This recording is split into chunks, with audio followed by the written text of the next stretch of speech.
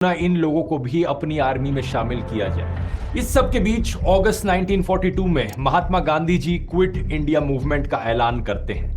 India में भी लाखों की भीड़ खड़ी हो जाती है रेवोल्यूशन के लिए तैयार ब्रिटिश हुकूमत के खिलाफ। ये खबर जब नेताजी तक पहुंचती है तो वो इसे सुनकर बड़ा खुश होते हैं। आजाद हिंद रेडियो के जरिए वो अपना संदेश देते हैं, सभी इंडियंस गांधी जी को सपोर्ट करें। ये मूवमेंट इंडिया का नॉन वायलेंट गुरिल्ला वॉरफेयर है। इवन दो कुछ साल पहले गांधी जी और नेताजी की विचारधारा में कुछ मतभेद रहे थे, दोनों की राय इतनी मिलती नहीं थी एक दूसरे से, लेकिन इस पॉइंट ऑफ टाइम पर दोनों एक दूसरे के सपोर्ट में खड़े थे। 31 अगस्त 1942 जब नेताजी को पता चलता है कि सावरकर और जिन्ना जैसे लोग क्विट इंडिया मूवमेंट के खिलाफ हैं, तो वो कुछ ऐसा कहते हैं आजाद हिंद रेडियो पर। I would request Mister Jinnah, Mister Savarkar and all those leaders who still think of a compromise with the Britishers to realize for once of all that in the world of tomorrow there would be no British empire. मैं जिन्ना और सावरकर जैसे leader से कहना चाहूंगा, याद रख लो, आने वाले समय में कोई ब्रिटिश हुकूमत नहीं रहने वाली है। साल 1940 में गांधी जी और नेताजी की आखिरी फेस टू फेस मीटिंग हुई थी और इस मीटिंग में गांधी जी ने नेताजी को कहा था, अगर आपके तरीके इंडिया को आजादी दिलाने में सक्सेसफुल रहते हैं तो सबसे पहला कांग्रेचुलेशंस का टेलीग्राम मेरी तरफ से आएगा।